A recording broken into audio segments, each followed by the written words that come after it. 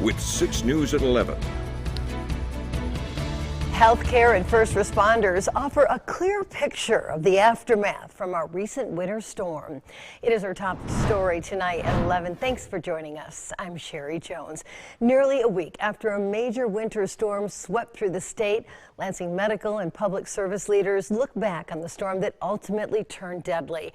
Our Josh Sanchez is here for you now with more. Josh? Sherry, Sparrow officials gave a clear picture of how severe last week's storm was. They tell us 8 weather-related deaths were investigated in the last week. Lansing's fire chief tells me procedures and weather conditions help the capital city fare better than other parts of the country. We take a look at what took place in upstate New York, there in Buffalo, where even the first responder units were getting stuck. We did not run into those challenges. Lansing Fire Chief Brian Sturdivant says the combination of city service coordination as well as weather conditions helped ensure crews were ready during the worst part of last week's winter storm. The system worked as intended. Again, however, we are still compiling the data to give us a true snapshot of how well the system held up and what are some tweaks that we possibly could provide to make a good system better. On the medical front, Dr. Christine Perry is the medical director for the emergency department at McLaren of Greater Lansing.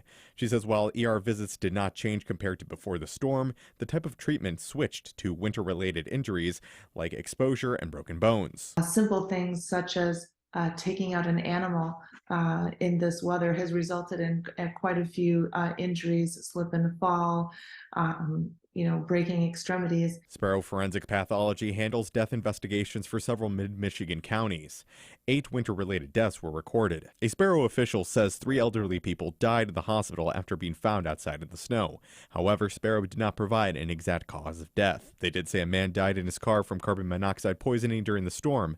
Another man was found dead in an unheated garage, and 3 died from cardiac issues while cleaning up after the snowfall. So with more winter months ahead, Dr. Perry says it's important to check on vulnerable neighbors. Check on people that may be more shut in. At this time of year, there are people that don't have the financial stability to perhaps keep their heat at an appropriate level.